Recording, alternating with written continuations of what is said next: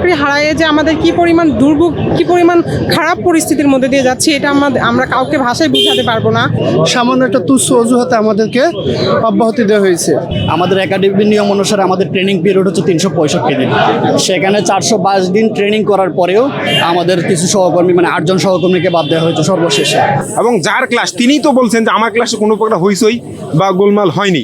একেবারে ভিত্তিহীন কারণে আমাদের অব্যাহতি দেওয়া হয়েছে। অনেকটা আশায় ছিলাম, যেহেতু হচ্ছে সবার দাবি মেনে নেওয়া হচ্ছে। আপনারা জেনে থাকবেন যে প্রাইমারিতে ওরা তো শুধুমাত্র পরীক্ষা দিয়ে তারপরে ওদের চাকরিটা হয়েছিল, সেইখানে আমরা 1 বছরের বেশি সময় ট্রেনিং প্রাপ্ত, তারপরেও বিনা বেতনে নিজের টাকায় ট্রেনিং প্রাপ্ত। সেইখান থেকে আমাদের দাবিগুলো কেন মেনে নেওয়া হচ্ছে আমরা জানি না। চাকরি হারায়ে যে আমাদের কি পরিমাণ দুর্ভোগ, কি পরিমাণ খারাপ পরিস্থিতির মধ্যে দিয়ে যাচ্ছি, এটা আমরা কাউকে ভাষায় বোঝাতে পারবো না। আমাদের নিজেদের সাথে সাথে আমাদের ফ্যামিলি এরাও আমাদের সাথে ভেঙে পড়ছে। আমাদের জীবন থেকে যেমন হাসি খুশি আনন্দ সব চলে গেছে, আমাদের ফ্যামিলির সেম অবস্থা। এটা দাবি না, এটা আমাদের অধিকার। আমরা দীর্ঘ 1 বছর বিনা বেতনে পরিশ্রম করছি অক্লান্ত। এই বাবা মায়ের স্বপ্ন আমরা নিমিষে ধূলিসাৎ হতে দেখেছি। এই স্বপ্নগুলা বাস্তবায়িত হতে আমাদের অক্লান্ত পরিশ্রম করা লাগছে। এই সরকার পতনের সাথে সাথে আমাদের এই বৈষম্যমূলক আচরণের শিকার হইতে হলো, এটা আমরা বুঝতে পারছি না। সামান্য একটা তুচ্ছ অজুহাতে আমাদেরকে অব্যাহতি দেওয়া হয়েছে। আমাদেরকে আসলে মূলত হচ্ছে শৃঙ্খলা ভঙ্গের অভিযোগে 4টা ধাপে মোট 321 জনকে বাদ দেওয়া হয়েছিল। মানে আমাদের হচ্ছে যে প্রথম ধাপে বাদ দেওয়া হয়েছিল 252 জনকে।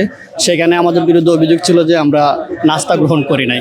নাস্তা গ্রহণ না করে হচ্ছে যে আমরা উচ্ছৃঙ্খলতা করেছি এবং অন্যদেরকেও নাস্তা না গ্রহণ করার জন্য উৎসাহিত করেছি।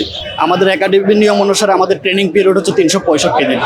সেখানে 422 দিন ট্রেনিং করার পরেও আমাদের কিছু সহকর্মী মানে 8 জন সহকর্মীকে বাদ দেওয়া হয়েছে সর্বশেষে। যে আমাদের বিরুদ্ধে যেটা লিখিত অভিযোগ সেটা হচ্ছে নাস্তা না করা, মাঠে নাস্তা না করে হইচই করার অভিযোগ, যা আসলে ভিত্তিহীন এবং অযৌক্তিক। আমরা মনে করি যে আমাদেরকে তুচ্ছ অজুহাতে অকারণে ঝোঁকের বসে অব্যাহতি দেওয়া হয়েছে। এটা কোনো যৌক্তিক বা বিবেচনা প্রসূত ডিসচার্জ নয়, কারণ আমরা জানি না আসলে সত্যি অর্থে আমাদের অপরাধ কি। কারণ একাডেমিতে যখন ট্রেনিং হয়, বিগত 113 বছরের ইতিহাসে এরকম কিন্তু কোনোদিনও কোনো ঘটনা ঘটেনি। তাহলে আপনারা একবার বিবেচনা করেন যে 2012 সালে যিনি রাজশাহী বাংলাদেশ পুলিশ একাডেমি সারদা রাজশাহীর প্রিন্সিপাল ছিলেন এবং একজন সাবেক এডিশনাল আইজিপি, তার মন্তব্য এবং তার ক্লাসে গোলমালের অভিযোগ দিয়ে আমাদেরকে বের করা হয়েছে। এবং যার ক্লাস তিনিই তো বলছেন যে আমার ক্লাসে কোনো প্রকার হইচই বা গোলমাল হয়নি। এবং এর পরবর্তীতে আমাদেরকে আরও কয়েকজনকে অব্যাহতি দেওয়া হয়েছে, তা হলো এলোমেলো হাঁটার কারণে। চিন্তা করেন যে আমরা 365 দিন পার করে প্রায় 14 মাস যখন ট্রেনিং করি, তখন আমাদেরকে এলোমেলো হাঁটার কারণে অব্যাহতি প্রদান করা হয়। কিভাবে আমরা এলোমেলো হাঁটি? শৃঙ্খলা ভঙ্গ হয় কিনা? আমরা তো ক্যাডেট সাব ইন্সপেক্টর হিসেবে ট্রেনিং করছি এবং আমরা যারা ট্রেনিংয়ে গেছি তারা প্রত্যেকেই উচ্চ শিক্ষিত। আপনারা জানেন যে এসআইতে চাকরিতে প্রবেশ করার জন্য কমপক্ষে অনার্স পাস থাকা লাগে। তো আমরা সবাই অনার্স মাস্টার্স পাস করা, যেমন বিশেষত আমি ঢাকা বিশ্ববিদ্যালয় থেকে বাংলা বিভাগ থেকে অনার্স মাস্টার সম্পূর্ণ করছি। ট্রেনিংয়ের একদম শেষ সময় অর্থাৎ একদম 12তম মাসে আমাদের একেবারে ভিত্তিহীন কারণে আমাদের অব্যাহতি দেওয়া হয়েছে। আমরা আজকে এসেছি মাননীয় আইজিপি স্যারের সদয় দৃষ্টি আকর্ষণের জন্য, যেন আমাদেরকে পুনর্বল করে আমাদের শপথে প্রতিষ্ঠিত করে। আমরা বর্তমানে সমাজে অনেক প্রতিকূলতার সম্মুখীন হচ্ছি, এই জন্য বিভিন্ন মানুষ বিভিন্ন কটু কথা বলে। সব কিছু নিয়ে আমরা সকলেই অনেক ডিপ্রেশনের মধ্যে আছি।